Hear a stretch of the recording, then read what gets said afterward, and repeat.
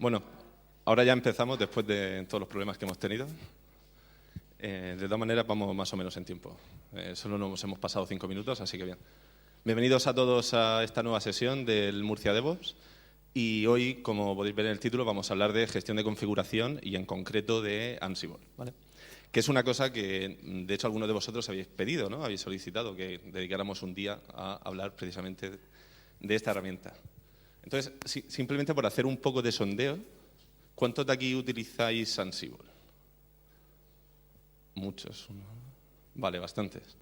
¿Y otras herramientas de gestión de configuración al estilo de Puppet, Chef? ¿Tenemos? 3. Ah, bien. Genial. Así ahora vamos a poder un poco, después de la charla que vamos a tener, vamos a poder un poco discutir pros, ventajas o, sobre todo, ¿no?, el tener otra perspectiva de gente que utiliza otras soluciones al mismo problema de la gestión de configuración, pues que vean un poco, ¿no? O que puedan comentar qué les parece Ansible o qué les parece mejor de las soluciones que ellos están utilizando. Vale, vamos a hacer una pequeña introducción. Hoy tenemos con nosotros a Pedro, que trabaja en Neuromobile y nos va a hablar de cómo utilizan ellos, ¿no?, dentro de la empresa Ansible y en concreto el conjunto de playbooks DevOps con B para gestionar todo el tema de los despliegues de código, ¿vale?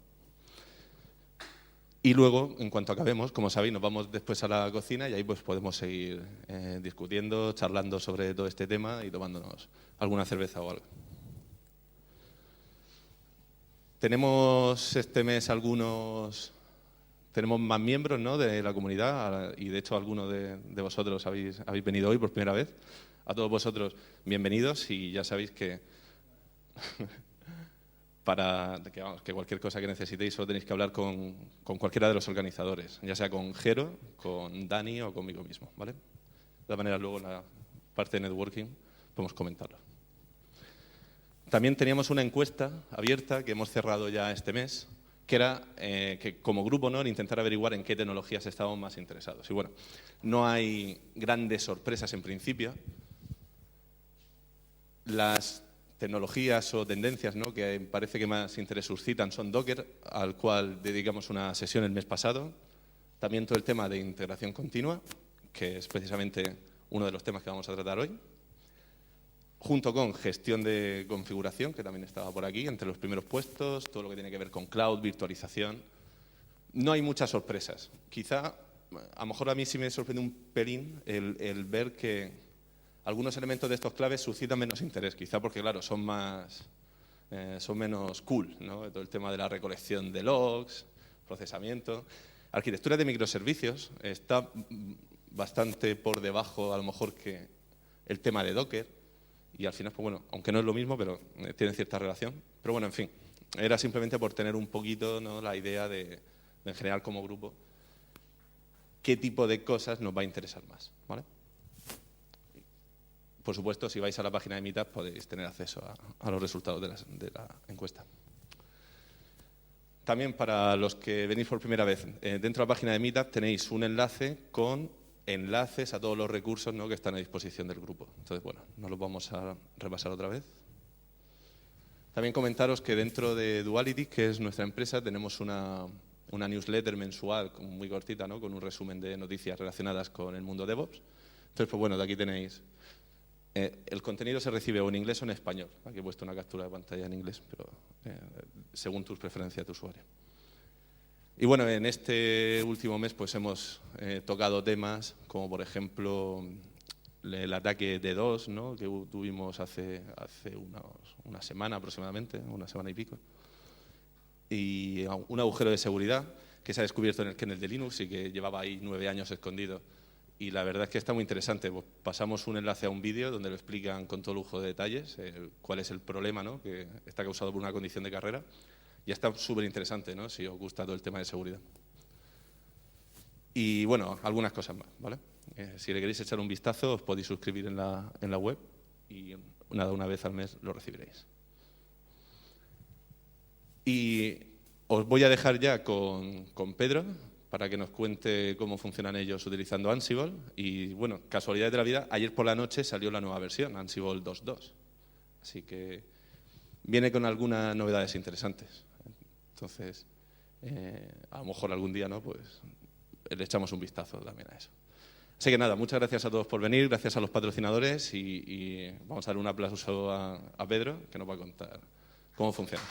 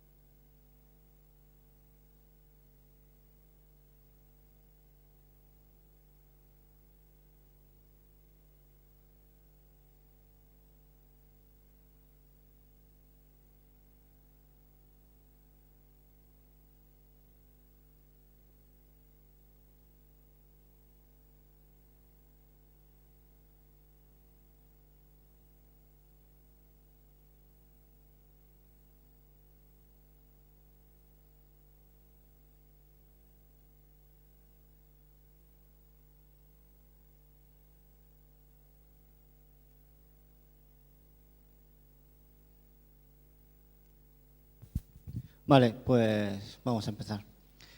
Primero una advertencia, yo soy de castellanizar los términos, así es que si digo Ansible, pues os chincháis. Mi inglés no es muy bueno, así es que castellanizo. Vale, nada, esta charla va sobre, bueno, va un poco de plantear un poco el problema que yo tenía cuando entré a Neuromobile, que me pidieron que hiciera. Os voy a plantear un poco el problema que teníamos, la arquitectura que tenemos y cuál es el objetivo y cómo lo he resuelto. Lo he resuelto a través de Ansible y, bueno, un framework que se construye encima de Ansible, que es DevOps, con B de Debian. Y, bueno, la idea pues, va en el camino de hacer despliegues automáticos que ya se hacen y continuous delivery. El continuous delivery todavía no hemos llegado, no por la parte de DevOps, sino por la parte de la cobertura de test, ¿no? Que continuous delivery tiene muchas parcelas y una vez tenés test automáticos que te aseguren que lo que pones en producción pues funciona. Entonces, bueno, todavía tenemos test manuales, así es que no del todo. Pero bueno, veréis que hemos avanzado bastante, creo. A ver. Bien. Bueno, yo soy ese, ya que me tenía que poner una cara, pues me he puesto una molona y... Me llamo Pedro Luis López Sánchez, soy ingeniero superior en informática en la Universidad de Murcia, por la Universidad de Murcia. Yo tenía un perfil más de ingeniero software, aunque hace unos años viré a ingeniero de sistemas. Y bueno, ahora mismo tengo 36 años, pues tengo desde los 20 y pico trabajando. Muchos años de experiencia. Y actualmente pues soy Technical Lead y ingeniero de sistemas en Neuromobile Marketing. Bueno, y ese es mi perfil de LinkedIn. Vale, Neuromobile. Bueno, en Neuromobile hacemos todo eso. No, en serio. Lo que hacemos es... Bueno, tenemos un sistema de localización indoor para centros comerciales, también localización exterior y hacemos aplicaciones móviles que se recogen tendencias, gestos, cosas de ese tipo y todo se almacenamos pues mucha información de los usuarios que hacen con el móvil, ¿no? Que les gusta, que no les gusta, etcétera, etcétera. Eso luego para los centros comerciales o para proyectos tipos de Smart City y todo eso, pues sacan estadísticas de tendencias de uso, de gustos, etcétera, etcétera. Entonces, pues bueno, pues eso, tenemos Big Data, análisis de datos con Data Mining, inteligencia artificial, aplicaciones móviles que eso, cogen gestos, tendencias, si me gusta una propuesta o no. Tenemos un recomendador que en base a los gestos que hace o a lo que dices tú que te gusta o no te gusta, pues te recomienda unas propuestas sobre otras. Localización indoor y business intelligence. Vale. Se ve regular, pero bueno, de lo que tenéis que saber un poco de esto es que la arquitectura que tenemos es de microservicios. Por un lado tenemos un localizador, el recomendador, por otro lado tenemos el backend, también tenemos proveedores externos como puede ser Amazon para almacenar las imágenes. O sea, hay toda una configuración que a la hora de configurar los servidores es muy importante que cuando se vayan a conectar entre ellos la configuración funcione, ¿no? Y entonces no es fácil desplegar algo en producción, porque tienes que tener, bueno, los servidores se comunican de forma segura, tienen cifrado, etcétera, ¿no? Tienes que meter certificados y tal. Entonces, lo que decía, tenemos una arquitectura en microservicios con uso de diferentes tecnologías, algunos están hechos en Go, otros en Java, otros están hechos en PHP. Tenemos también servidores, bueno, lo hacemos de forma escalable, es decir, un microservicio, un servidor, sobre todo porque tenemos un procesador de información que nos llevan de los móviles y es muy importante que nosotros seamos capaces, por ejemplo, o sea, tenemos un sistema de colas que utilizamos Rabbit, no sé si lo conocéis, RabbitMQ, y luego tenemos procesadores por detrás. Entonces, si necesitamos más carga, pues metemos más procesadores. Si necesitamos menos carga, pues quitamos procesadores. No llegamos a hacer Elastic, hacerlo de forma automática, pero bueno. El caso es que necesitamos cierta escalabilidad y gestionar varios servidores del mismo tipo al mismo tiempo, ¿no? Tenemos servidores en diferentes zonas geográficas, porque tenemos clientes en LATAM y tenemos clientes en Europa. Eso también tiene no una complicación, pero bueno, a la hora de buscar proveedores, pues necesitas proveedores que te ofrezcan servidores allí. Utilizamos buckets de Amazon allí y aquí, y hay una serie de configuraciones que también tienen los servidores de forma específica para diferentes zonas geográficas, diferentes proveedores, y bueno, y actualmente tendremos unos 70 servidores, solo en producción. Luego también tenemos servidores de servicio interno. Claro, la problemática es cómo gestionar todo esto sin morir en el intento. Aquí vamos a ver la arquitectura de instalaciones. También utilizamos una metodología de desarrollo que es ágil, por lo tanto tenemos iteraciones muy cortas y normalmente tenemos releases cada mes y medio. Entonces, cada vez que sale una release se tienen que actualizar 70 servidores, ¿no? Y bueno, hay todo un sistema de check detrás para asegurarse de que cuando instala algo funciona bien, pero bueno, el caso es que se están subiendo continuamente código para probar, etcétera, etcétera, y hay despliegue automático, ¿no? Entonces, os explico un poco la arquitectura que hay y luego entramos a hablar sobre Ansible, que hablaré un poco de qué es Ansible, cómo funciona, y luego de DevOps. Vale. Pues aquí si veis, es una pena que no se vea, que se vea ahí medio borroso, pero bueno. Digamos que tenemos un repositorio de código, esto es una máquina de Jenkins, y entonces tanto los desarrolladores como la gente de DevOps mete cosas en el repositorio, porque en la configuración de los servidores también podría ser un producto, ¿no?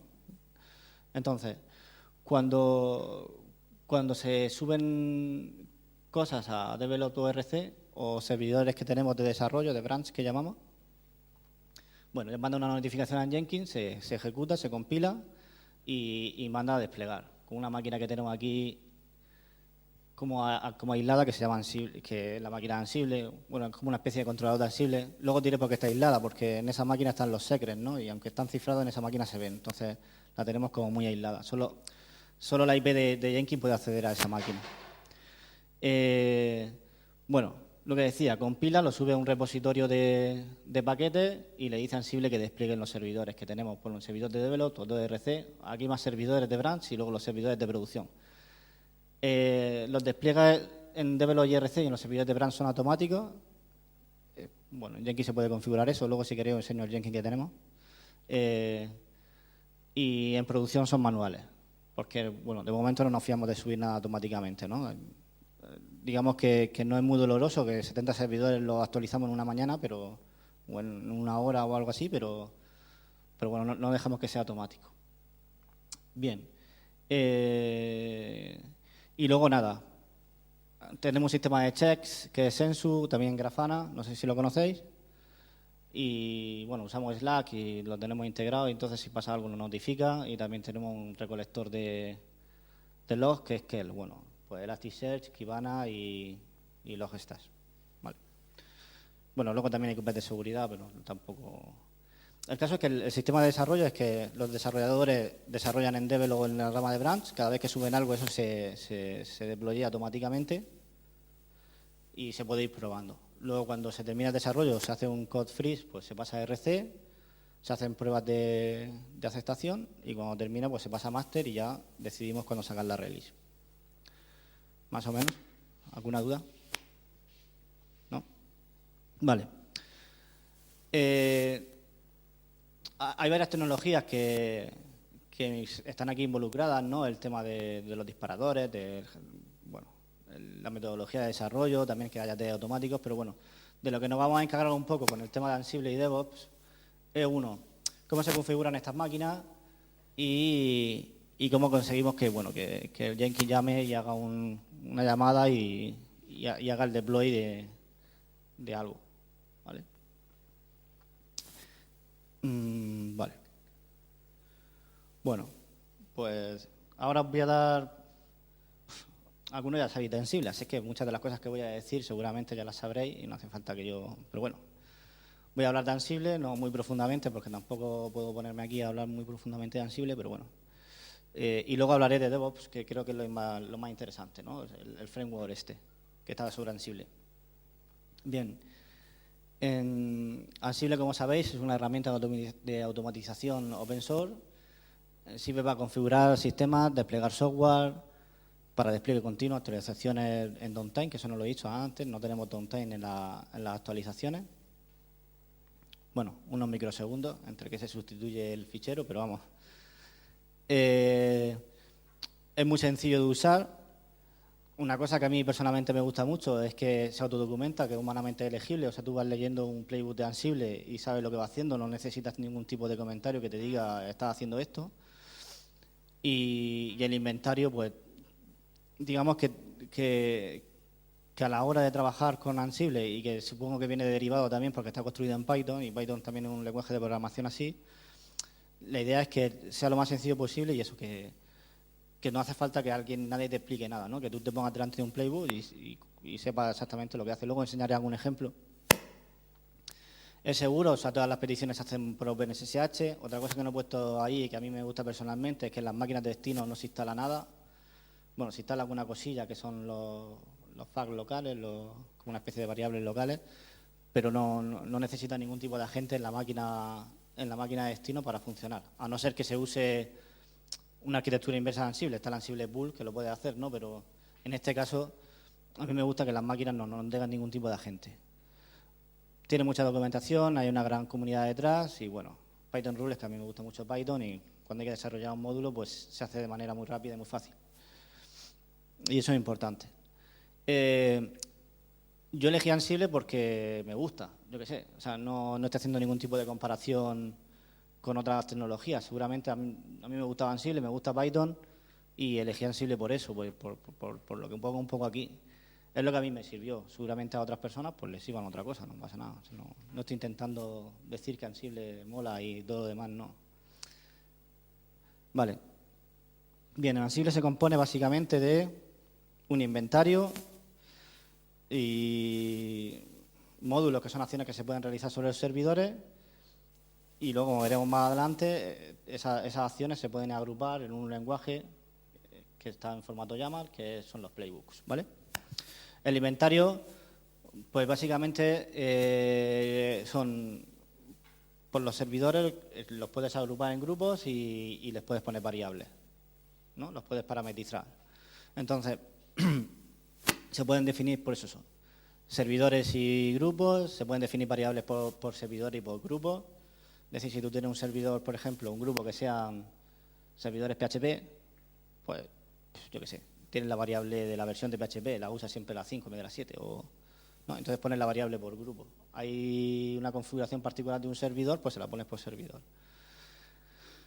Se puede organizar, se ve fatal, se puede organizar el inventario en una estructura de directorio y fichero. Inicialmente el inventario es un fichero que se llama host y ahí lo pones todo.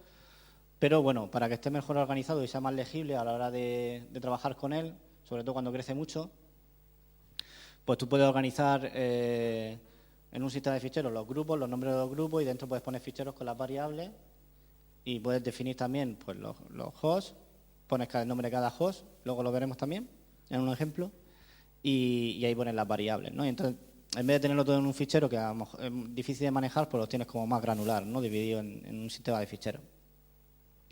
Vale. Y luego a la hora de trabajar a la hora de hacer llamadas y hacer llamadas con Ansible a los servidores para realizar acciones sobre él, se pueden utilizar patrones.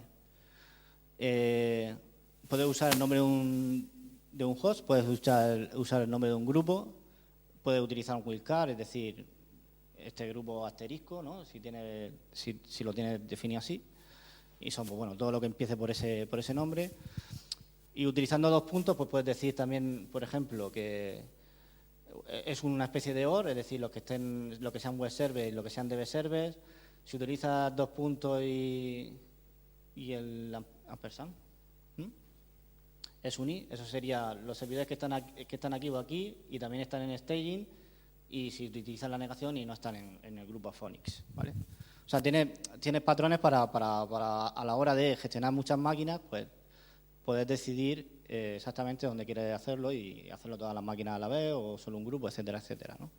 Eso es bastante potentillo, porque si tienes que realizar una acción, yo qué sé, no sé, nosotros, por ejemplo, con MariaDB podemos tener 10 máquinas, ¿no? Si necesitas hacer una acción de cambiar un parámetro de la configuración de MariaDB, pues hace ese tipo de cosas. O solo las MariaDB de LATAM, pues si lo tienes definido por grupos, pues puedes jugar a eso, ¿vale?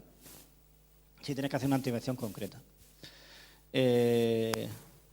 Vale, a ver si podemos... Un momento.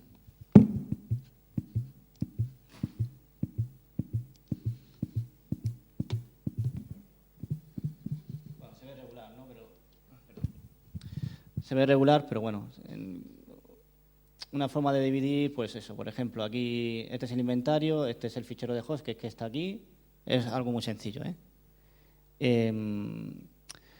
Entonces, pues bueno, el AL significa que todos los servidores, y le define una variable para todos los servidores que tengo en este proyecto, pues bueno, los locales, en la zona Europa y Madrid, y bueno, ahí, cuando veamos DevOps vemos que instala un mailer para avisarte de actualización automática, eso lo veremos después. Bueno, más o menos. Vale. Ansible se ejecuta sobre máquinas sobre cualquier cosa que ejecute Python, básicamente, ¿no? Lo que hace, básicamente, abre una conexión SSH, manda un script y lo ejecuta en la máquina de destino. Entonces, a la hora de cómo se generan esos scripts, hay como módulos. O sea, digamos que tienes como módulos escritos en Python que te realizan acciones. De forma que a la hora de tú leer no estás leyendo un comando de shell demasiado complicado, ¿no? Si te quieres descargar, por ejemplo, un repositorio Git, pues tienes un módulo Git que le dices dónde está el repositorio y qué rama quieres que te lo baje. Y entonces, a la hora de ver el playbook, o cuando veamos luego los playbooks, veremos que es muy sencillo de leer, ¿no? Bueno, hay módulos de todo tipo, hay para bases de datos, para sistemas de ficheros, para reiniciar servicios de sistema, en fin, para interactuar incluso con APIs de proveedores externos, como puede ser Amazon, que nosotros usamos, por ejemplo. Como decía, se pueden parametrizar los módulos y si hay algo que no está hecho y a ti te gustaría hacer, pues desarrollar un módulo en Python es una clase Python y es bastante sencillo, ¿no? Como también es open source, pues te fijas en lo que hay, copia y modifica. Se hace rápido. También desarrollar algún módulo. Bueno, aquí no se ve, pero el comando para realizar una acción en un servidor con Ansible es Ansible, el patrón del servidor o los servidores donde quiere hacer la acción, -m, el nombre del módulo, y -a, y entre comillas, pues los parámetros que quieras pasarle, ¿vale? Ahí estaba subiendo un fichero y en el otro lado creo que estaba haciendo un link. No lo recuerdo, pero bueno, básicamente. Bien. Esa es la forma de hacer una acción, o sea, se llama un comando ad hoc y es de realizar una acción con el comando Ansible, ¿no? Pero la forma más potente de usar Ansible es utilizando playbooks. Playbooks es como una lista de cosas por hacer y que tú puedes ejecutar sobre un servidor, ¿no? Una agrupación de variables, de roles que veremos más adelante lo que son, se organizan los pasos a ejecutar, etcétera, etcétera. Entonces, bueno, un playbook, pues defines un host que es donde se va a aplicar el playbooks. Entonces tú no necesitas, ni siquiera cuando lanzas el comando, necesitas decirle dónde quieres ejecutar el playbook, porque tú puedes definir, bueno, este es un playbook para instalar PHP en los servidores web, ¿no? Pones web service y todas las acciones que te realizan, que te meten PHP, instalan los paquetes, configurar el PHP FPM y tal.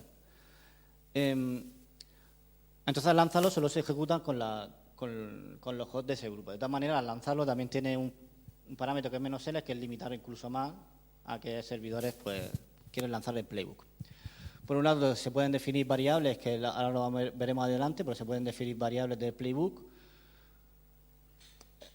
El usuario que va a usar, bueno, no vamos a entrar en la escalada de privilegios porque es demasiado entrar en profundidad. Y luego pues, una serie de tareas y las acciones a realizar, ¿no? Y luego también tienen los handlers. Esto es que los handlers son tareas que se ejecutan al final del playbook si se les notifica que se ejecuten. Por ejemplo, los tasks, cuando se ejecuta un task de Ansible, tiene un estado. Te dice si está hecho una modificación en el servidor o no. Porque el task lo que intentan hacer es dejar el servidor en un cierto estado. Si el servidor está en ese estado ya, pues la task te indica que no ha cambiado nada. Si ha cambiado el estado del servidor para dejarlo en ese estado, te dice que ha cambiado. Tú luego puedes notificar a un handler que se ejecute cuando algo ha cambiado. Por ejemplo, cambia la configuración de un engine. Si realmente se ha cambiado la configuración del engine, pues hace un notify a reiniciar el engine, ¿vale? Un típico handler son reiniciar servicios, ¿vale? Servicios del sistema. Más o menos, ¿entendido? Bien. Las variables. Bueno, las variables se pueden definir en muchos sitios de Ansible y ahí lo he puesto a la derecha. Luego, si queréis, paso la diapositiva y tal, porque no se ve bien. Bueno, o lo podéis ver incluso en la documentación de Ansible, la precedencia de las variables, ¿no? Porque tú puedes definir en roles, cuando veamos los roles, pueden definir unas variables por defecto. Entonces, si tú esas variables las sobrescribes en el inventario, pues obviamente el inventario cuenta más que la variable que tiene en el rol.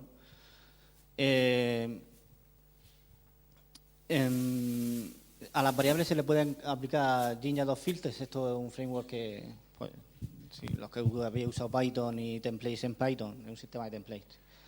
Pues, no sé, tú puedes transformar, por ejemplo, hacer un reemplazo de una variable para coger algún dato. Tienes de diferentes tipos, ¿vale?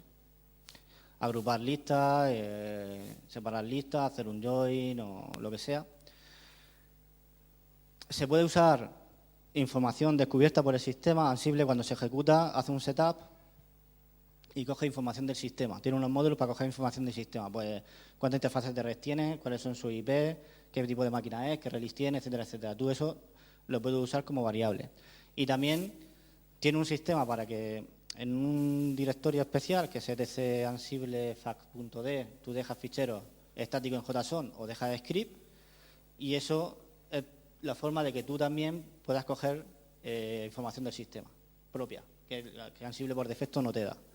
O puedes dejar algún tipo de variable persistente. Es decir, por ejemplo, lo típico que se usa para eso es que si yo instalo un GitLab, pues dejo puesto que el GitLab lo he instalado y qué versión.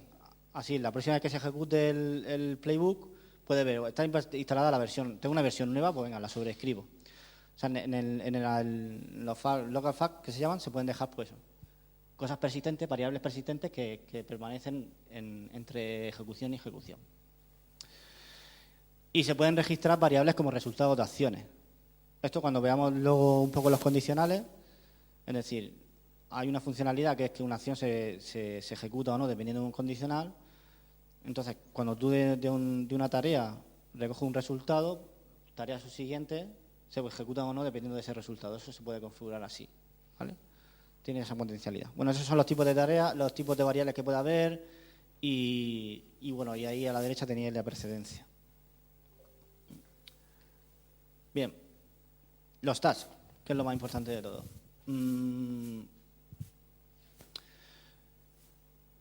Bueno, son los módulos que hemos visto con los comandos ad hoc y al terminar, como decía, te dicen si ha habido un cambio o no. De hecho, hay un módulo de Ansible que lo que hace es testar si va a haber cambio o no. Es un modo rápido de uso. No ejecuta nada el servidor, pero te dice si algo va a cambiar, ¿no? Eso es útil para saber el estado de los servidores, si necesitan actualizarse. Los playbooks lo que incluyen una lista de tags secuencial para ejecutar en cada host. O sea, en cada host esa lista de tags se ejecuta de forma secuencial.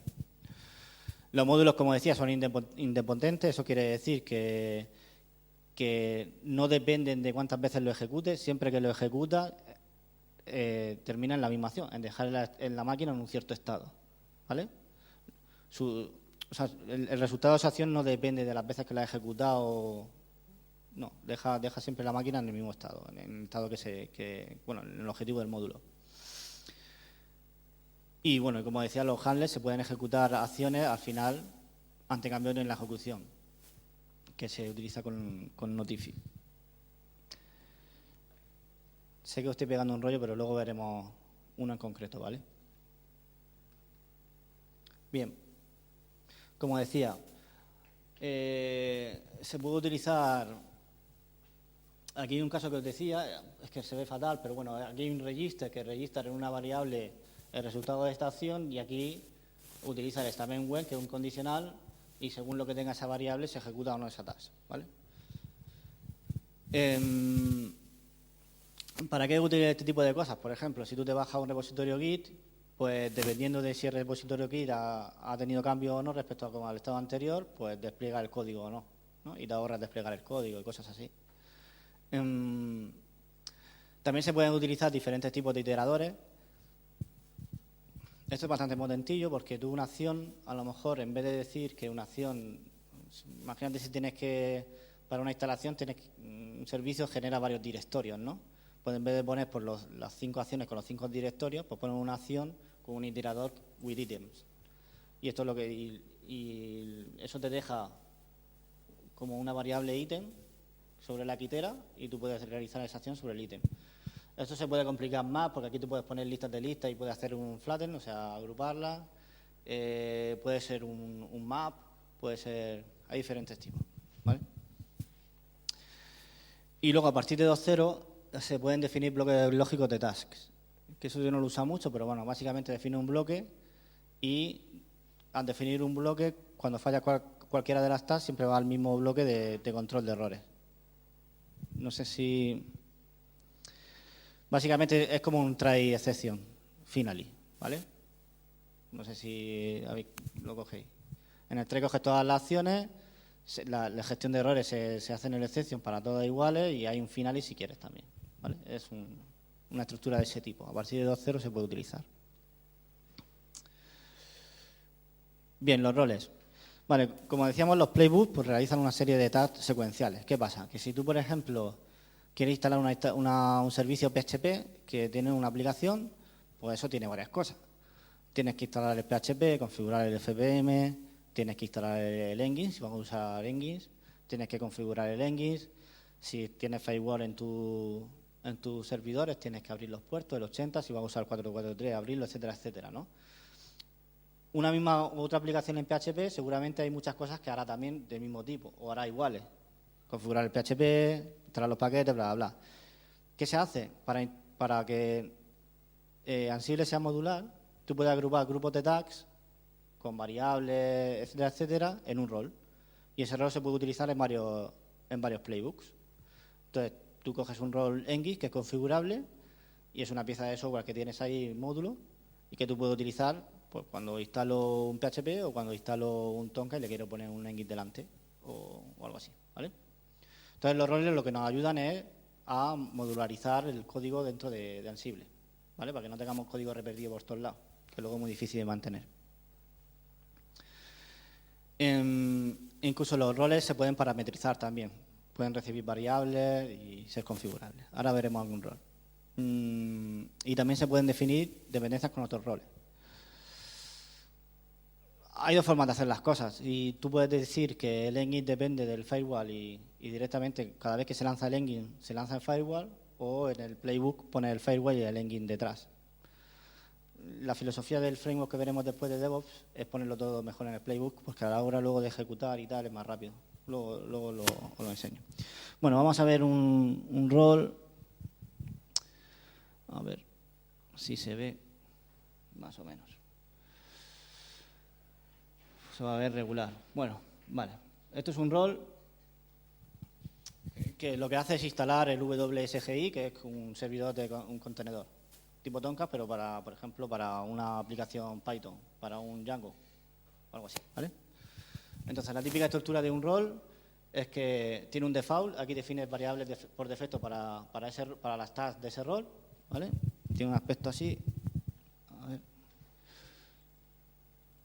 Vale, por ejemplo, aquí bases y bueno, y paquetes extras que se le pueden instalar. Ahora veréis que esto se usa porque instalamos el plugin de WSGI para Python, ¿vale? Entonces, ahora veremos cómo se usa en un playbook.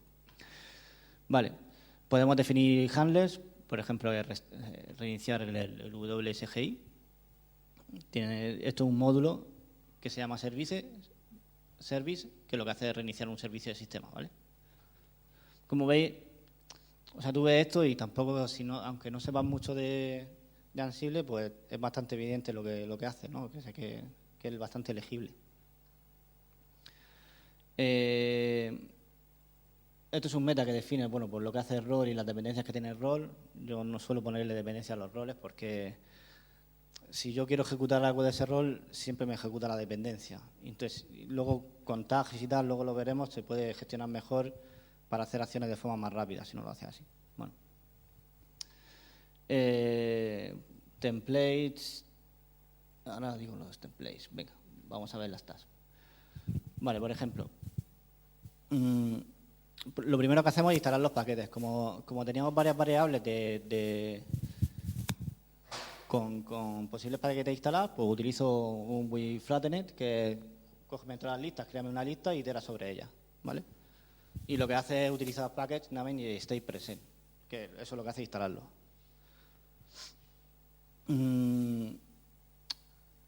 Esto lo que hace es, estos dos directorios los crea con esos permisos y ese usuario.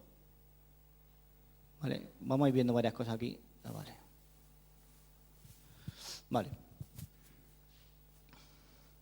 Esto es lo que hace, lo que voy a hacer, bueno, el contenedor lo que hace es poner la configuración en un conf.d y la LED ahí, ¿no? Lo que hago es reiniciar toda la configuración. Primero la borro y se la pongo de nuevo. ¿Sí? ¿Más grande? Tipo así, sí, más o menos. Bueno, lo importante que quiero ver que veáis aquí es...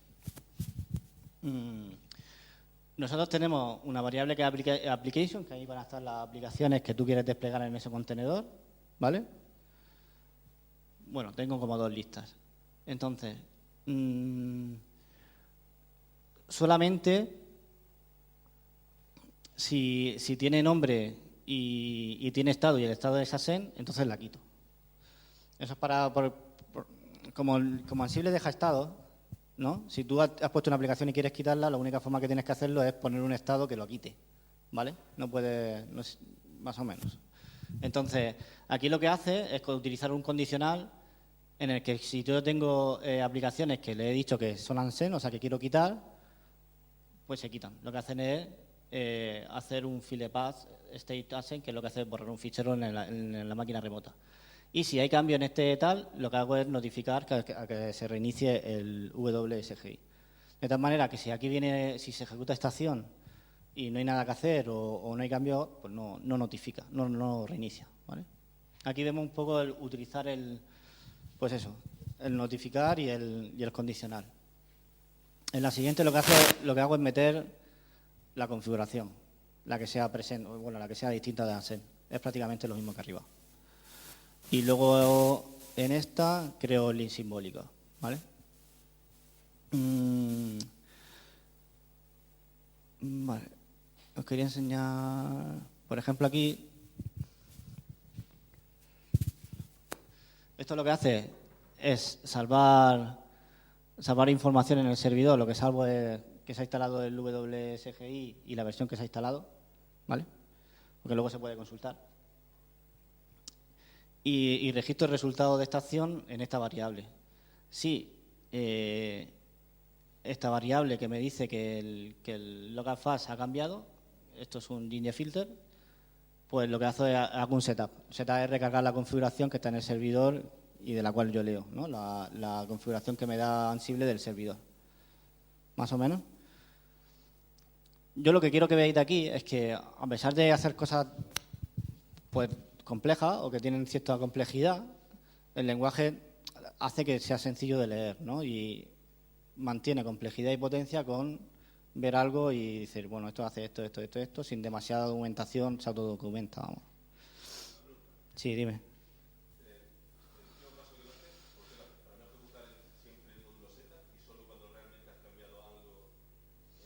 Tú imagínate que lo que yo meto aquí en localfast lo utiliza otro rol, ¿no? Otro rol dice, bueno, tengo instalado WSGI o tengo instalado Unicore, ¿vale?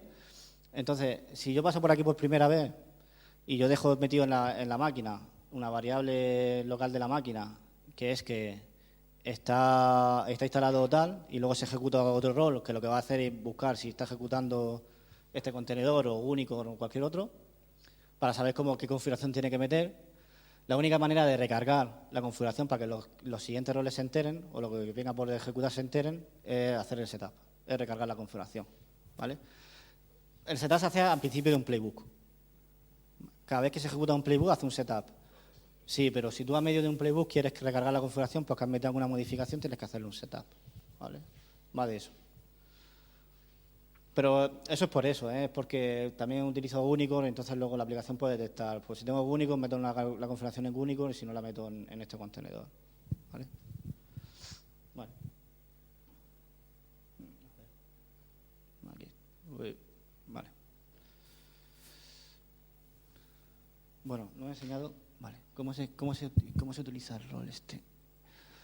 Vale, entonces aquí tengo el playbook, que, bueno, esto es una web que le estoy haciendo a mi hermana. No tiene mucha historia, ¿no? Pero bueno, me sirve para enseñaros el playbook. Es que como es sencillo así... Vale. Básicamente, luego cuando veremos DevOps entenderéis más esto, pero en vez de... Yo tiendo a utilizar todo por módulos, ¿no? Por roles, modulizar mucho. Entonces, aquí lo que se hace es meter en el apt unas preferencias sobre el Engines, para por si se quiere utilizar un Engines directamente de Engines y no de la distro de Jessie, de Debian Jessie. Aquí lo que hago es configurar el firewall para abrir los puertos y esto es una variable que está en el rol de Engines.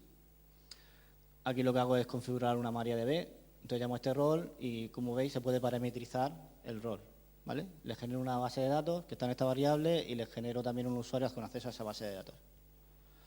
Estas variables luego se usan para configurar también la aplicación, el acceso a la base de datos de la aplicación.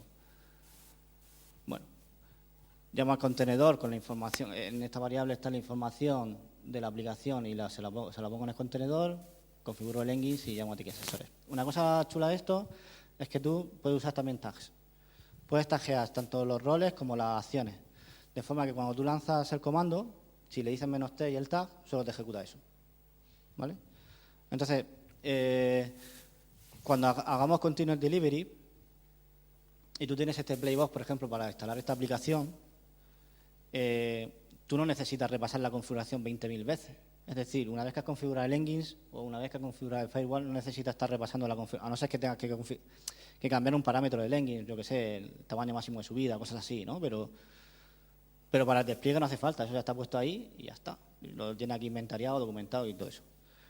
Solo necesitas lanzar esto. Entonces tú le dices, lánzame este playbook, pero solo con el tag este, y entonces solo te ejecuta esto. ¿Vale? Y así es bastante rápido ejecutar, o sea, lanzar cosas a los servidores. Incluso ese rol hace muchas cosas también. Y hay algunas cosas que solo hace falta hacerlo una vez, ¿no? A no ser que cambie alguna configuración. Dentro tú también a los tags le puedes poner etiquetas y le puedes decir, pues mira, pues cuando te despliega solo instala el paquete y modifica el fichero de configuración. Y realiza 2 cosas y ya lo tienes lanzado y en 20 segundos tienes desplegado lo que necesites. ¿Vale? El uso de tags está bastante bien. Vale. Vale, y aquí corto con Ansible y luego me meto con DevOps. Así que si tenéis alguna pregunta sobre este tema, alguna historia, los que habéis usado Ansible lo he explicado bien, más o menos. Vale. ¿Qué?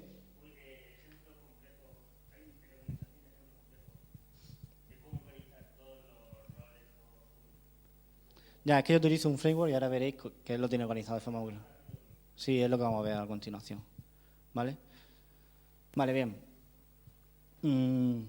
El objetivo que nosotros también nos pusimos es que una máquina no se toca a mano, nunca. Cualquier cosa que se haga en una máquina tiene que estar documentado o inventariado, ¿vale? Entonces, necesitábamos un framework que configurara toda la máquina. O sea que nosotros cuando levantamos una máquina en DigitalOcean o en OVH o lo que sea, pues que tengamos una herramienta que la lancemos y configure toda la máquina. Eso también tiene la ventaja que si tienes errores los puedes corregir en todas las máquinas a la vez y todas las máquinas tienen la misma configuración. Entonces, es una forma también de controlar mucho los errores. Bien, entonces, ¿qué decidimos usar? DevOps. DevOps es el nombre es un juego de palabras, ¿vale? Viene de DevOps, pero como es para servidores Debian, como una especie de framework para servidores Debian, pues le pone la B en vez de la V. El icono no es lo mejor que tienen, ¿vale? No hacer mucho caso, que el icono es bastante feo. No se ha calentado mucho la cabeza en el icono, la verdad. Vale, DevOps es un conjunto de playbooks y roles para uso escalable desde un servidor hasta todo un data center, que te configura toda la máquina. Y es un framework construido pues, sobre Ansible ya tiene más, pero son 110 roles altamente configurables. O sea, una DocuWiki, puede instalar GitLab, tienen OnCloud, Jenkins. Bueno, si empezáis a mirar, tiene gestionado toda una configuración centralizada con LDAP, conectar las máquinas con LDAP, todo un servicio de generación de certificados que se instalan en todas las máquinas, de forma que los servicios que se interactúan entre sí, no hace falta que compre un certificado, puede usar los propios, porque la CA se instala en todos los servidores. O sea, tiene un montón de cosas integradas que ahora veremos cómo funciona. Voy a hacer una pequeña demo que tarda 5 minutos y vemos lo fácil que es usarlo. Bueno, lleva activo desde 2013 y sigue evolucionando. Tiene un canal de IRC en Freenode bastante activo. Metes preguntas y te contesta nuevamente a los minutos. El tipo siempre está conectado, los tipos. Y está bastante bien documentado, lo tiene todo bien documentado, es open source. Y bueno, ahí he dejado la página. Los proyectos, bueno, están en GitHub. Vale. Bien. Él lo que ha hecho tiene un playbook principal que se llama Site, que incluye otros playbooks. Puedes utilizar un statement que incluye otro fichero, otro tal. Entonces, tiene un common y dentro un core que esto se ejecuta siempre. ¿Vale? Él ha hecho un script propio, ahora veremos por qué, que se ha construido sobre el script de Ansible Playbook. Y entonces, tú cuando una máquina la integras en el proyecto, o sea, la pones en el inventario y hace un DevOps -L para limitarlo a esa máquina, lo que hace es instalar todo lo que le pone en el common y el core. Luego, todos estos playbooks que tienes aquí incluyen otros playbooks que lo que hacen es instalar servicios y ahora digo cómo instalar servicios, ¿vale? Se hace con el inventario. Bien. Como decía, ejecutar el comando DevOps equivale a lanzar pues, Ansible Playbook, ¿vale? Vas a tener que decirle, si tú le pones DevOps y la máquina, pues ya te ejecuta el common sobre esa máquina, ¿vale? El common y luego, dependiendo de lo que ponga en el inventario, estará más cosas o las cosas que le pongan en el inventario, ¿vale? Digamos que un grupo en el inventario es un servicio que se instala sobre la máquina. También puedes ejecutar un playbook concreto, siempre que lo tenga en el inventario así, Y es, por ejemplo, esto instala Redis. DevOps Service Redis, pues si tienes luego ese menú L sobre la máquina y lo tienes en el inventario que esa máquina tiene Redis, pues ejecuta el playbook Redis sobre esa máquina. Es una forma de ejecutar los playbooks. Como decía, hay unos playbooks que se ejecutan por defecto en todas las máquinas y para que una máquina se le ejecute un playbook, lo metemos en el grupo correspondiente, que tiene este aspecto, DevOps, Service y el servicio. Vale, esto es sencillo, cada playbook de cada servicio en el host pues pone ese pattern de ese grupo, y entonces todo lo que meta ahí se instala, ¿vale? Entonces, bueno, ahora lo enseño cuando termine con esto. Bien. Y luego también tiene otras cosas, que tiene módulos personalizados para integración con LDAP, para meter cosas en LDAP que no estaban en Ansible y la ha creado él y tal. Vale. Vale. Como decía, hay un Common Playbook y esto lo que hace es lo siguiente. Cuando tú lanzas un DevOps-L y el servidor, mete un conjunto correcto de repositorios apt, dependiendo de la release, o sea, del sistema que tenga instalado. Configura actualizaciones automáticas y te avisa por mail cuando las hace. Normalmente las actualizaciones automáticas son servicios críticos de seguridad, el OpenSSH, cosas de ese tipo. Genera un conjunto de certificados SSL con una CA que él se crea y la instalan los diferentes servidores. También configura el IP tables, el IP6 tables y el TCP wrappers, ¿vale? Te cierra todos los puertos, incluso mete un sistema anti-flood que si te hacen muchas conexiones SSH, pues en poco tiempo y no está en el whitelist, pues la mete en el backcase y ya no puede, el firewall no le deja intentar conectarse. Bueno, instala el NTP, la sincronización de la hora vía red, y luego instala una serie de conjuntos, pues, cosas útiles, HTOP, MC, BIM. Eso se puede modificar si a alguno no le gusta, pero vamos. Vale. Y luego otra cosa muy chula es que puede generar una partición de cifrado para los secrets. Esto es muy importante, porque cuando tú tienes gestión de configuración, tienes pago de todos los servidores, por el root de la MySQL, el root de la máquina. Entonces, no está bien tener eso en un repositorio Git, por mucho que sea privado, de forma abierta, ¿no? Entonces, tiene una herramienta que se llama DevOps Padlock, que ahora lo veremos, que lo que hace es como una partición cifrada con una llave GPG o varias llaves GPG, ¿vale? Lo tiene todo integrado. Entonces, cuando tú lanzas DevOps, él te descifra la partición, ejecuta, mete lo que tenga que meter en los secrets, si ha generado más secrets. Por ejemplo, ha instalado una MySQL y ha generado el root de la MySQL, el password del root, y cuando termina, cifra y la deja cifrada. De forma que todo el repositorio lo que sube es un secret cifrado. Para Continuous Delivery, eso también es útil, porque la máquina que te va a hacer las instalaciones, yo lo que hago es, la máquina esa tiene una private GPG sin password, y yo lo que hago es los repositorios de instalaciones, pues los secrets se cifran con esa GPG, entre otras, ¿no? Entre los administradores. Entonces, cuando se ejecuta en esa máquina, lo que hace es descifrar, ejecuta y cifra, ¿vale? Eso sí se quiere de forma automática. Si se quiere más seguridad, pues se le puede meter a la GPG private key de la máquina que va a desplegar, se le puede meter una password, pero no podría hacerlo de forma automática, ¿no? Vale, entonces vamos a intentar hacer una pequeña demo. Primero voy a enseñar, a ver.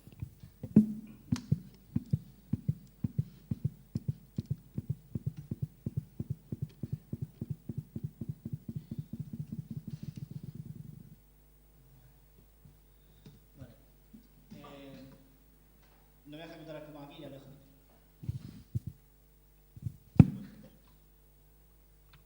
Vale. Hola. Vale, lo que decía, no voy a ejecutar el common aquí porque tarda un poquito y entonces pues lo he ejecutado antes de venir ahí en el trabajo.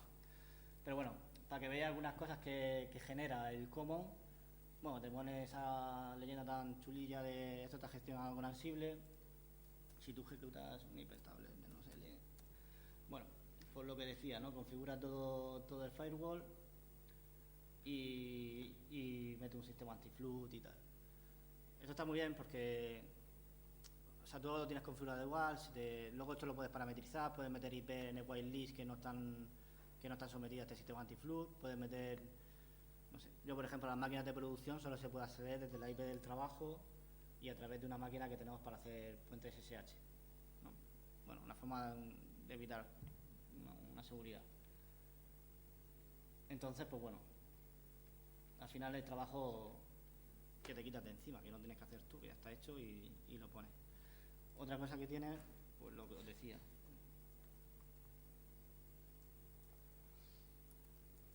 Bueno, genera todo un sistema de certificado, ha generado un certificado para esta máquina, ¿vale? Y lo ha instalado. Pero no solo instala el certificado de esta máquina, es decir, que si tú en el proyecto tienes varias máquinas, lo que hace es instalarte los certificados públicos de todas las máquinas y te instala también la CA. De forma que tú tienes un sistema, una PKI ya hecha. Y si tú quieres conectar servicios, por ejemplo, las máquinas las conectas para autentificar por el LDAP o un LDAP que quiera acceder por vía SSL, pues ya lo tienes los certificados, ¿vale? No tienes que calentarte mucho la cabeza. Y como tienes la CA instalada en todas las máquinas, pues no hay problema.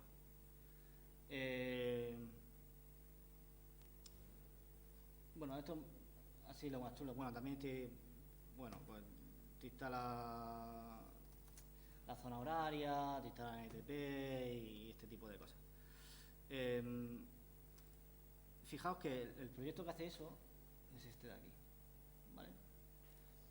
Yo en realidad aquí la mayoría de las cosas las he generado automáticamente. Yo lo único que le he puesto es que la máquina está en DevOps all host para que se ejecute el common sobre ella,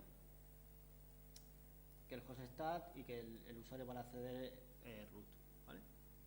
Porque se accede vía root. Y luego en el grupo pues he metido que instale estos locales, que la zona horaria es Madrid y mi correo para que me avise de actualizaciones automáticas. Con eso ya tengo la máquina preparada con un firewall, etcétera, etcétera. No tengo que hacerle mucho más, ¿vale? También he instalado el DevOps Padlock. Entonces, ahora mismo si veis, el secret está vacío, ¿vale? La partición cifrada es esto. Entonces, si yo hago un unlock de aquí, está con mi GPG. Vale. No lo veo, no te sincronice.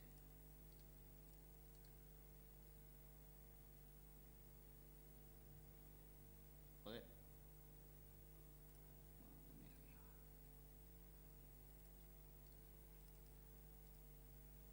Maldita sea. Ahora. Vale. Por ejemplo, en el secret tenemos el root de la máquina que genera aquí un root y tal. Da igual, esta máquina la voy a borrar, así es que no pasa nada si veis las passwords. Y está la PKI. Y básicamente en la PKI, pues bueno, aquí en los REAs pues tienes este certificado que has generado para esa máquina y luego aquí puedes meterle el certificado externo, es decir, si tú compras un certificado ya firmado o lo que sea, los puedes meter ahí para utilizarlo en un Nginx y los puedes instalar en la máquina de forma fácil. Luego ejecutas DevOps servicio PKI y te lo meten en todas las máquinas, ¿vale? Vale. Entonces vamos a hacer un pequeño experimento. Vale.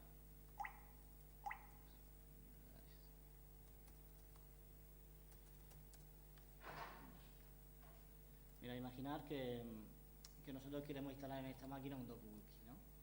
Como decía, la forma de funcionar, primero, aquí es, pues decirle DevOps, Service, DocWiki y metemos la máquina esta. Esto lo que hace es que cuando tú ejecutas el script DevOps, como está en ese grupo, ya sabes que ahí tiene que instalar el DocWiki, ¿vale? Le vamos a poner también un parámetro. Y esto va a tener que consultar esto de aquí. Bueno, vamos a meterle un parámetro que es la máquina tiene este nombre extraño, pues como es la wiki de la empresa, pues le voy a poner wiki.compartida.es, ¿no? Por ejemplo. Entonces, pues bueno, creamos, este es el inventario, voy a crear un fichero, un directorio.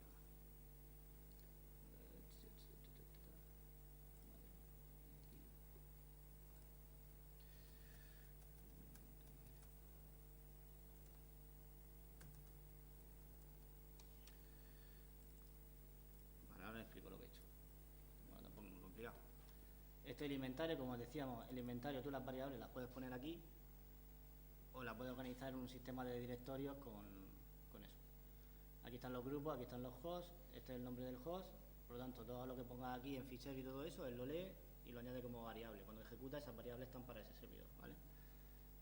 Esto es una variable del rol DocuWiki de DevOps, que está en la documentación, para indicarle el nombre del servidor. Esto cuando instala el engine para ese tal, pues le pone ese server name, ¿vale? Entonces, bueno, pues lo voy a lanzar y ahora si queréis me preguntáis mientras esto está ahí haciendo cosas. Entonces, pues bueno, la forma de lanzarlo, como decía... Un momento.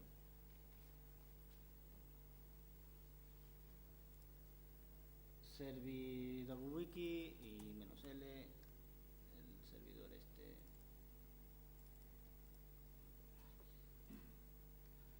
Y la conexión aquí supongo que está bien, ¿no? Ahora abre la partición y... Uy. Sí,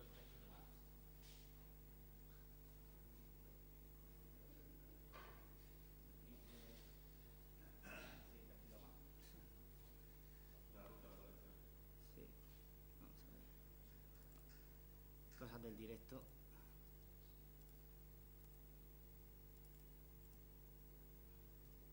Ya quiero por favor antes de venir. Ahora está bien escrito. No me dejen mal. Vale. No. Vale, pues aquí lo he escrito mal. Un momento. Como no he escrito bien el nombre del grupo, pues detecta que en esa máquina no está el DocuWiki y no lo instala. Vale. Vale. Hay una C por una K ahí. Vale. Y esto lo vamos a dejar aquí. Vale. Vamos a dejarlo ahí. Que está mandando la PHP y tal. Vale, lo dejamos ahí. Hacemos unas preguntas, luego vemos qué tal, luego intentaré, no sé si conocéis Let's Script, para hacer un certificado firmado automáticamente y vemos cómo se hace. Y a ver si quería alguna pregunta, porque ya no tenía mucho más que decir, ¿no? Bueno, yo llevaba mucho tiempo, bueno, un par de 3 meses usando el Ansible y estaba bastante bien y tal. Y el Devo este me ha llamado bastante la atención porque yo cuando quería un rol, digamos, me metía en Ansible así, pero digamos, buscaba en Jane y había 500 roles, no sabía cuál iba a cubrir mis necesidades y tal. Ahora la pregunta es, ¿el DevOps este está muy ligado a Debian? Lo pregunto porque yo instalo la mayoría de mis servidores son CentOS.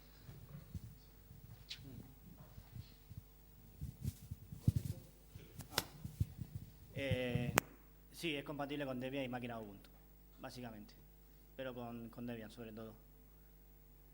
Nosotros lo tenemos todo en Debian Jessie.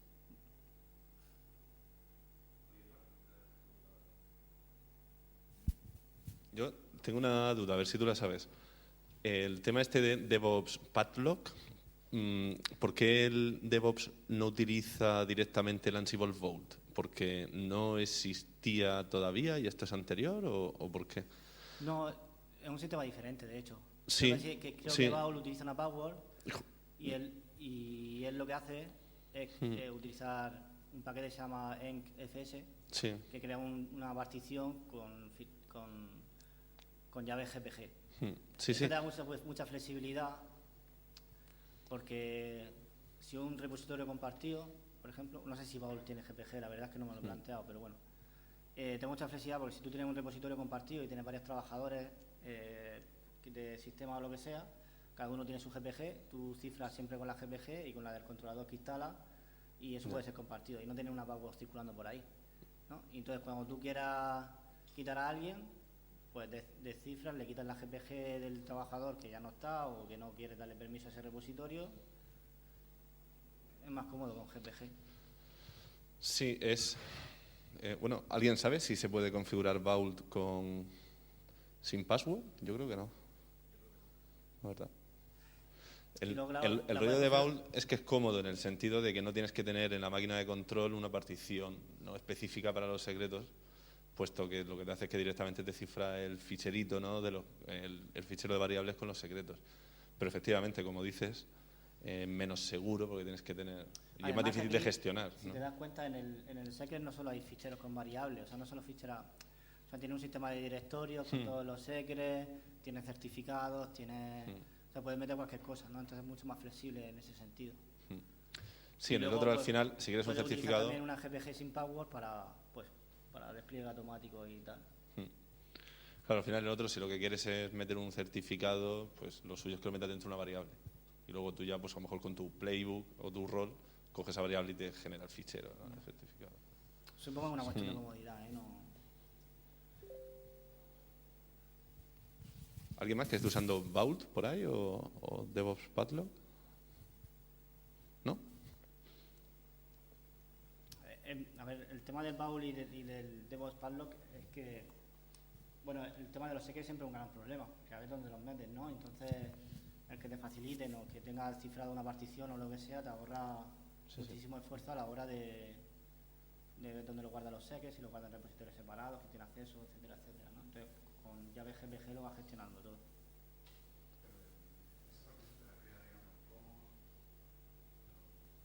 No, es una herramienta, un script que se llama DevOps Padlock. Entonces, tú cuando inicias el proyecto DevOps, tú le dices DevOps Padlock init y él ya te lo configura. Entonces, él tiene un rol que se ejecuta en todos los playbooks, que es un rol que se llama secret. Y eso configura las variables para saber dónde está la partición de secret, etcétera, etcétera. Lo tiene todo como centralizado.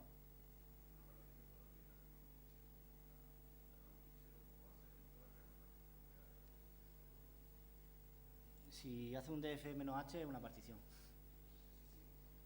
El cifrado es esto. Esto de aquí. Vale, no, lo estudiaré en su momento. O sea, sí que tiene sistema de directorios, pero tienes todo cifrado, ¿vale? Tanto los nombres de los ficheros como los ficheros como el contenido. Pero bueno, que es un paquete que no es suyo, que es en FS se llama, que es para generar particiones cifradas, vamos. Yo te quería preguntar también, una vez que tú ya tengas Ansible, otros roles y tal, ¿cómo de fácil es integrarlo con DevOps? Porque, claro, yo veo ahí que tiene su utilidad y tal, pero yo ya tengo mi script Ansible, ¿cómo se integra con lo que ya haya? Porque eso no... Porque a mí, por ejemplo, me interesa mucho el ROC como ese para pasárselo a todos los servidores que tengo, si te instala el anti-flood y paquete tal, pero luego quiero que siga, por ejemplo, con mi playbook de... Claro, tú puedes desarrollar, tú puedes extender DevOps con tus propios playbooks. De hecho, este proyecto no, pero este sí. Yo lo que he hecho aquí, bueno, para extenderlo tú le dices, incluyes su seeder y aquí metes tú incluyes tu playbook. Y este es mi playbook de Atica SSL. La forma de desarrollar cuando estás trabajando con DevOps te influye un poco en la hora de desarrollar, pero el fondo es el mismo que Ansible. Si tú tienes tu playbook, adaptarlo a DevOps es bastante fácil. De hecho, te puedes aprovechar de cosas que él ya tiene. Así, él ya tiene un Engines, no hace falta que tú le metas uno, ¿no? Con que le metas la configuración, más o menos, pues ya está. Entonces, por ejemplo, aquí hay dos cosas que él no tenía. Uno es, pues, esto es una aplicación Python, un Django mío, y este contenedor tampoco lo tenía. Pues lo desarrolla y yo lo meto en un playbook que lo incluyo. Entonces, pues, se integra bastante fácil. Si tú lo tienes modulado por roles y playbook y todo eso, se puede integrar de manera sencilla. Te tienes que acostumbrar un poco a cómo él hace las cosas, cómo lo hace el framework las cosas, pero bueno, eso como todo framework. Vale. A ver si he terminado. Vale, bueno, esto ha terminado afortunadamente bien. Entonces, bueno, vamos a ver si ponemos aquí un explorador y vemos algunas cosas. Y ahora seguimos con la pregunta, ¿vale? Bueno, hemos dicho que...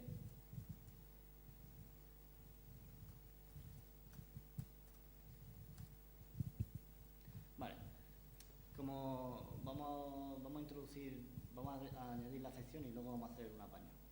Vale. Bueno, esto ya te he instalado el wiki en la máquina, ¿vale? wiki.compartida.me y tiene el wiki aquí, ¿vale? El certificado, como decíamos, inicialmente él pone un certificado, pues un certificado firmado por él. Hay una CA suya que es compartida, le ha cogido el dominio de la máquina y ha generado un certificado firmado por esa CA. Bien, como sabéis existe una cosa, esto es parte también de la demo. A ver, un momento.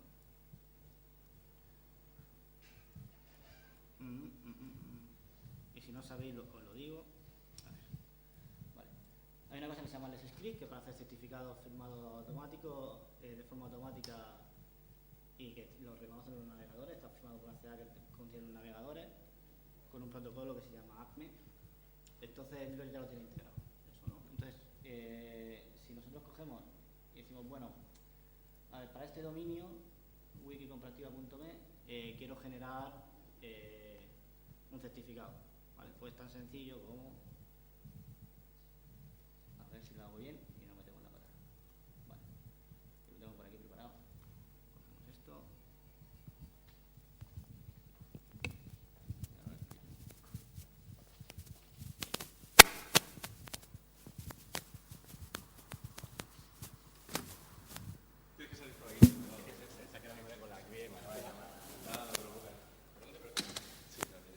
Esto para asegurarme.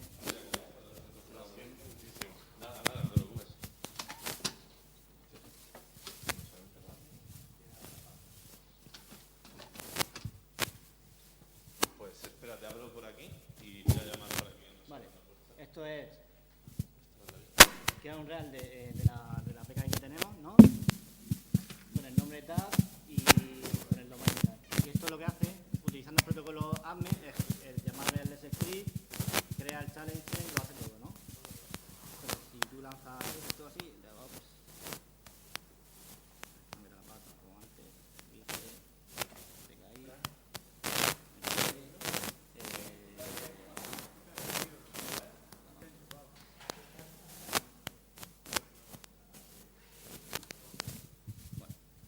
ahora vamos a seguir hablando y ahora veremos resultados, ¿vale?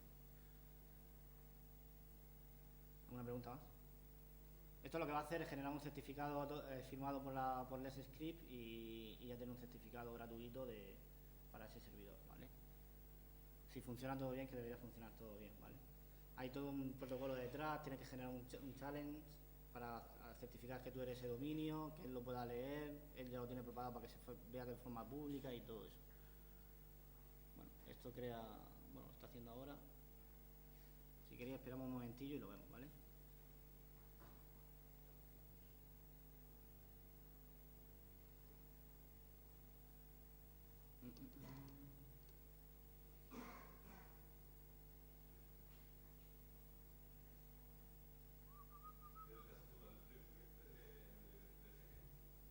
Sí. Ahora cuando sí. Sí, seguís con la pregunta y ahora cuando termine pues lo vemos, si eso lo del certificado. Vamos, espero que funcione bien. Bueno, yo tenía otra pregunta, que era el tema de la CA. ¿Qué coge? Y te instala la CA, ¿no? en la máquina de control y luego ya él distribuye los certificados, ¿no? Entre todos los servidores. Esto... Tú luego, por ejemplo, si quieres revocar un certificado, ya el propio rol de la CEA, ¿no? De DevOps, te permite hacer ese tipo de cosas y lo revoca, etc. ¿O? Sí. Vale. Sí, es una PKI, ahora la puedes gestionar a través de él, y la tiene inventariada en Ansible. Tú puedes revocar certificados y cuando instalas las listas de revocación en las diferentes máquinas, pues enterando que ese certificado no te lo configura todo. Mola. Y luego todos los servicios que él tiene, esto ha funcionado. Un momento y ahora seguimos. A lo mejor tengo que iniciar en English. Bueno, mira, voy a meter la máquina y no voy a meter la máquina.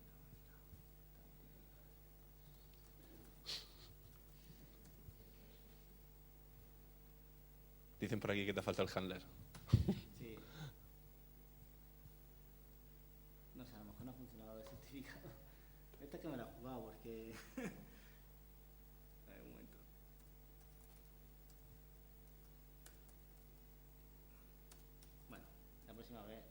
De todas formas, no te preocupes, ¿eh? Vale.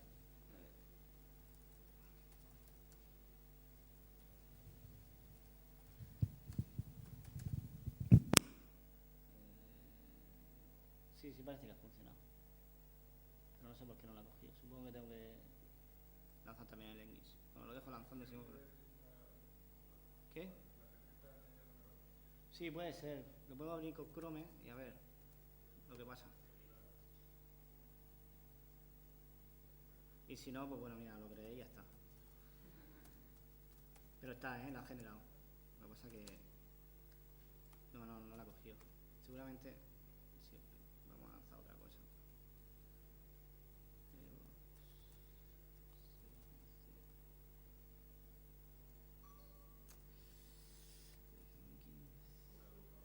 Sí, por favor.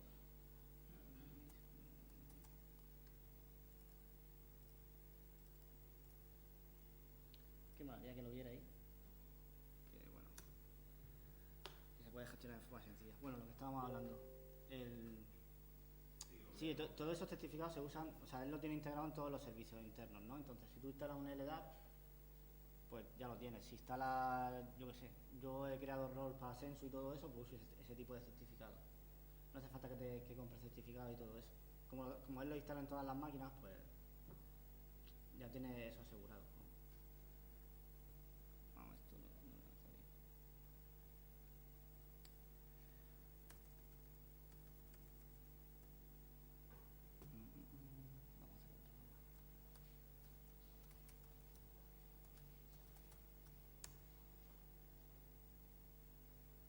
Bueno, ¿alguna pregunta más? ¿Lo has llegado a probar con Ubuntu? Es decir, para saber si tiene No, yo compatibilidad total. Porque cuando yo lo estuve probando al principio me parece que no, que había cosas que no eran 100% compatibles. Lo he probado solo con Debian y con Raspbian, con una Raspberry, y la Raspberry también funcionaba bien. Y él dice que es compatible. Yo supongo que tendrá roles que a lo mejor no son compatibles con Ubuntu. Pero bueno, yo qué sé, me he atado a Debian y tampoco me supone un problema atarme a Debian. O sea que no, si yo tengo una forma de configurar las máquinas con Debian así, pues así, no hay problema. Pero bueno, él dice que son compatibles con Ubuntu también. Habría que probarlo. Yo no lo he probado.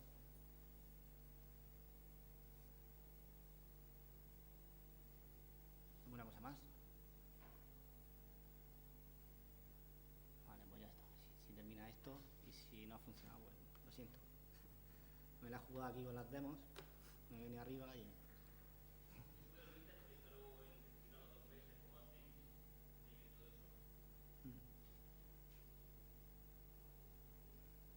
Sí, tiene un script luego que va comprobando que se va a caducar. Vamos.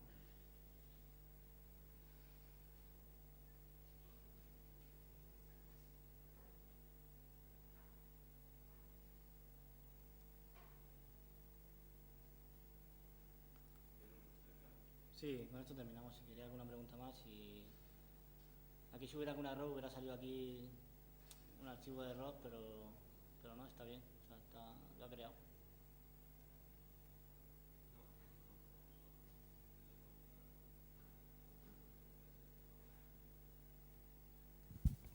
Vale, una curiosidad. ¿Utilizáis inventario dinámico?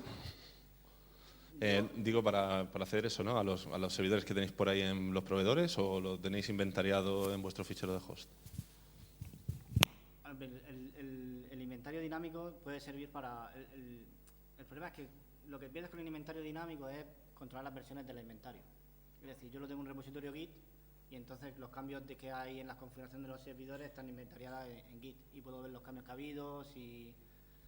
Con un inventario dinámico, pues si sea una aplicación web o lo que sea, pues es mucho más fácil de manejar, pero pierde esa parte inicialmente, a no ser que te lo ocurre muy bien, de control de versiones de la configuración. Entonces, como también es un trabajo un poco de DevOps y tal, pues casi me manejo mejor con texto que con una GUI, pero vamos.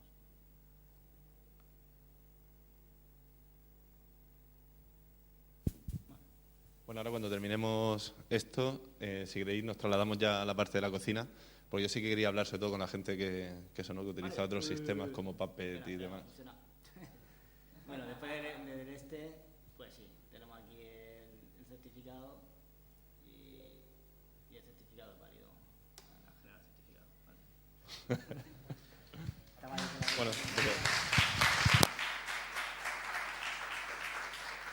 Lo podéis ver que es un certificado de Let's Script. Está bien. Vale, pues ya está. ¿Alguna pregunta, alguna cosa? nada, genial. Muchísimas gracias por la charla, ha sido muy interesante y ahora, nada, nos vamos para allá y seguimos hablando. Yo sobre todo eso me gustaría gente, porque nosotros también utilizamos Ansible sin DevOps, pero bueno, y sí que me gustaría hablar con gente, ¿no? Que utiliza otros sistemas. A ver, no sé, ¿qué opinan? ¿Qué pinta? ¿Qué opinión, no? le merece?